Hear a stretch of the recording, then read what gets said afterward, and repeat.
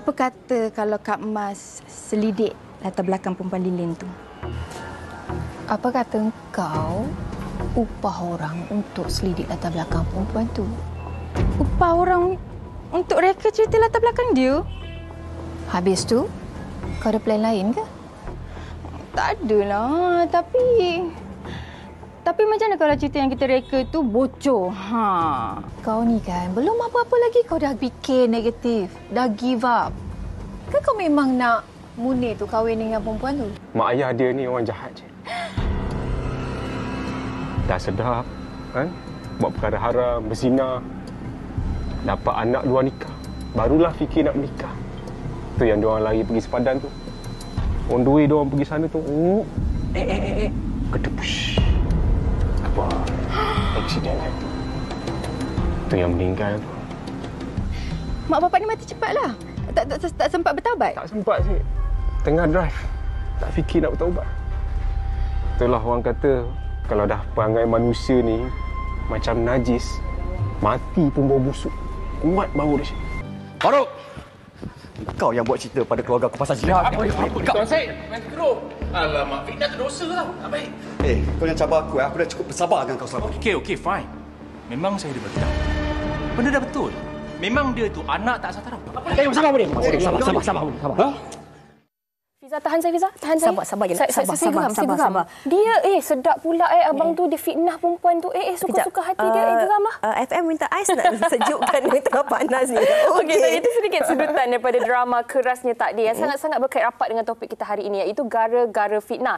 Dan Fiza, bersama dengan kita ada dua orang tetamu yang akan membincangkan dengan lebih lanjut lagi. Seorang dari sudut perundangan, seorang lagi dari sudut psikologi. Okey, di sebelah saya kita bersama dengan Dr. Mastura Rosli selaku pakar psikiatri. Apa khabar, Doktor? Sihat. Alhamdulillah. Dapat tenang je, Doktor.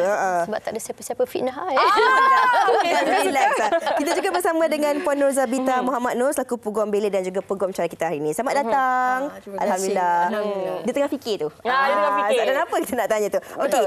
Kalau kita cakap tentang sedutan drama tu tadi, sebelum kita nak tanya soalan kepada kedua-dua tetamu kita, panelis kita pada hari ini, kalau menurut Dewan Bahasa, Kamus Dewan Bahasa edisi keempat, fitnah Uyainah merujuk kepada sebarang tuduhan yang diada-adakan untuk memburukkan dan membencanakan seseorang atau sesuatu pihak yang membawa kepada porak-poranda. Bermakna fitnah ni intention dia, orang putih kata, intention dia memang untuk memporak-porandakan, untuk menghancurkan dan juga membinasakan seseorang itu ataupun sesuatu pihak. Sampai tahap nak membinasakan. Sebelum kita pergi ke sudut psikologi dia kan, mungkin Puan Zabita boleh kongsikan terlebih dahulu. Kalau kita bercakap tentang fitnah ni kan, ada ataupun tidak sebenarnya peruntukan undang-undang yang membolehkan dan membenarkan seseorang yang rasa dirinya difitnah, mungkin ada bukti-bukti yang telah dikumpul untuk bawa kes ni ke mahkamah, dan itulah yang macam yang nak katakan tadi, I see you in court. Boleh ataupun macam tidak? magistrate lah.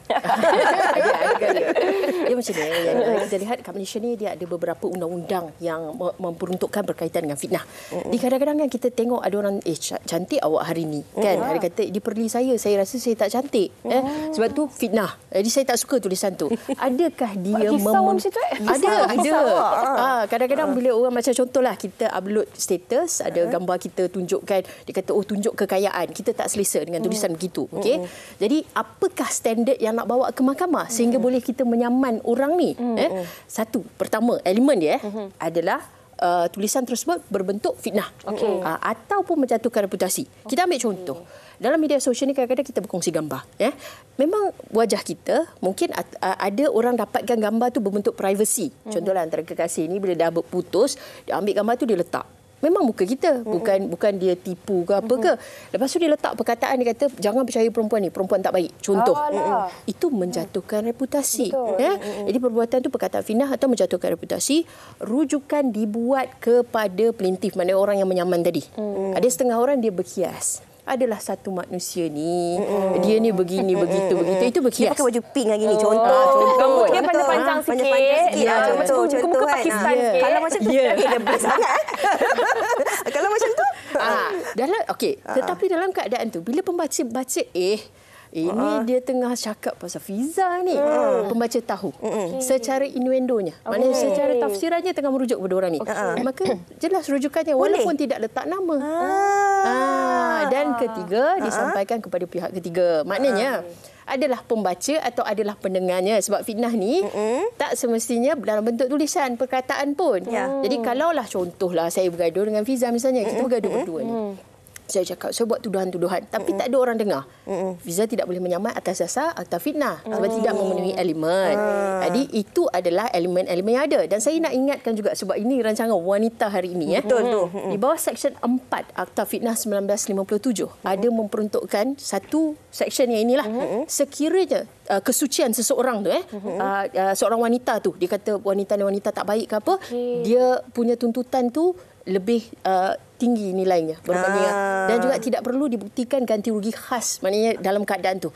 Itu sebagai seorang wanita-wanita harus tahu Ya, yang tu sebab itu kita nak ingatkan juga. Sebelum anda tulis komen-komen dekat Facebook, Instagram dan macam-macam, ingat bahawa ada tindakan undang-undang yang boleh diambil di atas perkataan-perkataan yang tidak sewajarnya. Okey, kita bercakap tentang konteks undang-undang ini, tapi kalau kita bercakap dalam kehidupan seharian kita ini, kadang-kadang kita tak sedar bahawa kita ini memang terdedah kepada perbuatan ataupun kita mudah untuk terkena kepada ini. Kadang-kadang kita tak sedar kita bergurau. Yang orang lain dengar boleh menimbulkan fitnah walaupun itu sekadar gurauan. Kita berbalik pada rujukan tadi. Maksud fitnah itu adalah keadaan yang akan memporak-perandakan, membinasakan dan juga menghancurkan suatu pihak itu. Bagaimana memporak-perandakan, menghancurkan ini akan memberi kesan yang sangat besar kepada psikologi seseorang.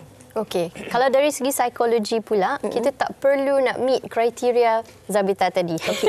Because each individual akan ada apa yang kita panggil psyche, diri psikologi mereka masing-masing.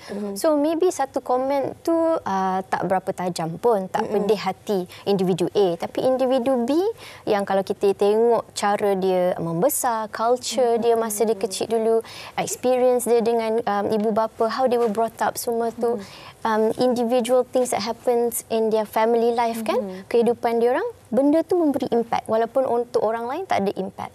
So the most important thing is tak kisah berapa besar isu tu, berapa pedas kata-kata orang tu, is to realise you yourself. Kalau ada orang buat kata-kata negatif macam tu, nilai diri sendiri. Apa yang you tengah rasa sekarang ni?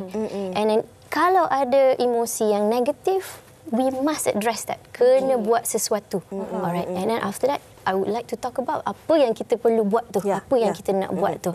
Okay? Yes, very interesting. Just now you ada mention dulu-dulu katakan sebelum informasi teknologi semua tu, fitnah-fitnah ni is more on mengumpat dekat tingkap, dekat kedai kopi, sambil basuh baju dekat tepi sungai. But now sebab ada social media, sebar dia punya jauh mak ai, orang yang I tak kenal, tak pernah dengar nama pun cakap pasal ai. Satu dunia. Yes. And then this whole idea of parasocial relationship. Just because you kenal orang tu dekat dalam Facebook, you rasa macam you betul-betul kenal orang tu, nak mencerita tentang orang tu, habis semua dia post. Lepas tu siap share lagi. Yes. And then tag kawan. Aku pernah jumpa dia, padahal jumpa dekat Selisih je. open house. Selisih. Jumpa dekat wan utama mall, selisih. Habis. You know? So that whole idea of FOMO, fear of missing out. Kalau orang semua cakap pasal tu on media, I pun nak cakap. Sebab I rasa I pun ada input. Macam tu. And the way that social media works is the whole idea of enrichment equals to engagement. Lagi banyak orang rasa geram nak bercakap, itu bagus untuk social media. Sebab ada clickbaits, ada more likes, more views. And that media akan nampak, social media akan nampak sebagai revenue, income. So, kita punya situasi dekat dalam society kita ni, rakyat ni memang dah macam ni. So kita kena identify bila kita jadi mangsa ada emosi negatif, apa yang kita kena buat. Macam saya cakap tadi, enrichment. Enrichment ni apa? Geram, marah. So I nak bagi sikit tips-tips untuk perasan bila kita Okey. rasa marah, apa kita nak buat. Itu kejap lagi. Betul. Yes, Itu kejap hold lagi. your horses. Okey. Sabar. Baik. Okey, Sabar. Okey, Okey, tadi kan Puan Zafita dah cerita tentang peruntukan-peruntukan yang ada kan. Tetapi dari segi peruntukan yang ada itu perlu ada backup dari segi bukti. Dari segi bukti itu macam mana untuk kita sekiranya kita rasa diri kita ni difitnah, apa yang boleh kita bawa ke dalam mahkamah untuk menyampaikan kepada orang yang memfitnah kita tu? Apa bukti-bukti ni? Susah ataupun tidak untuk dari segi beban pembuktian ni? Dari segi beban pembuktian ni, dia tak susah. Especially kalau bertulis. Sebab tu kita kena berhati-hati. Sebab bertulis ni memang dah ada bukti. Kalau di delete pun ada orang sempat screenshot. Ada ada bahaya orang tu. share dah gambar screenshot tadi tu. Walaupun dia pergi edit atau pindalah perkataan tu. Jadi pertama sekali, mangsa ni kena buat apa? Apabila tulisan tu telah dimuat naik, terus screenshot. Screenshot sekali dengan profil. Jangan ambil yang perkataan tu saja. Sebab nak menunjukkan tadi siapa penulisnya. Macam kita orang screenshot dulu nak baca komen penonton dengan nama. Dengan nama. Ya, kena kena screenshot nama, menunjukkan itu profil dia. Kemudian perkataan dia apa yang ditulis.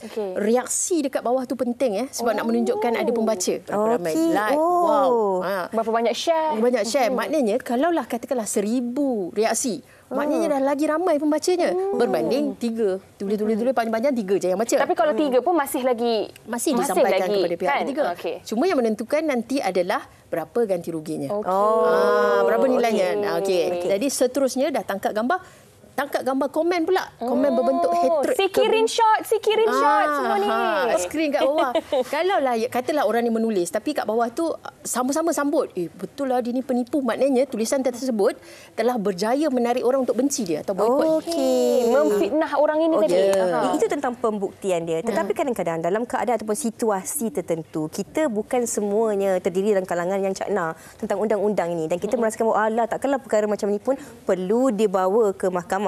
Bagaimana Puan melihat sendiri dalam keadaan ataupun situasi macam mana yang sebenarnya harus kita ni pergi mendapatkan bantuan? Kadang-kadang kita ni cakap je tapi kita tak pun mendapatkan bantuan yang sepatutnya kita lakukan. Aku ni difitnah tapi bagaimana dengan nasib aku? Kita hanya cerita kat kawan je. Kawan tak boleh buat apa-apa pun, bagi kata-kata saja. Bila langkah terbaik yang harus kita lakukan sebenarnya? Bila mana kita merasakan perkara tersebut memberikan impak kepada kita lah. Maknanya dari segi reputasi diburukkan, kawan-kawan dah tak nak apa orang kata berkawan dengan kita. Ada yang fitnah terhadap syarikat. Mungkin juga dibawa oleh pesaing, dia tangkap gambar, dia kata tempat ni kotor. Sebenarnya tak ada pun. Jadi dalam keadaan tu tiba-tiba jualan makin lama makin sikit. Makin sikit. Jadi dalam keadaan ni kena ambil tindakan. Dan satu lagi, sekiranya ia melangkaui Seksyen 233 Akta Komunikasi dan Multimedia 1998. Apabila tulisan tersebut berbentuk sumbang, jelik, lucah, dan atau palsu. Jadi dalam keadaan ini, itu adalah hak kepada orang yang dimangsakan tadi nak buat laporan polis, nak pergi adukan kepada Suruhanjaya Komunikasi dan Multimedia. Tapi ingat, untuk dua-dua tindakan ini, itu tindakan jenayah. Tetapi pada masa yang sama, yang reputasi dah dirosakkan ni bagaimana? Jadi boleh saman juga, itu secara sivil.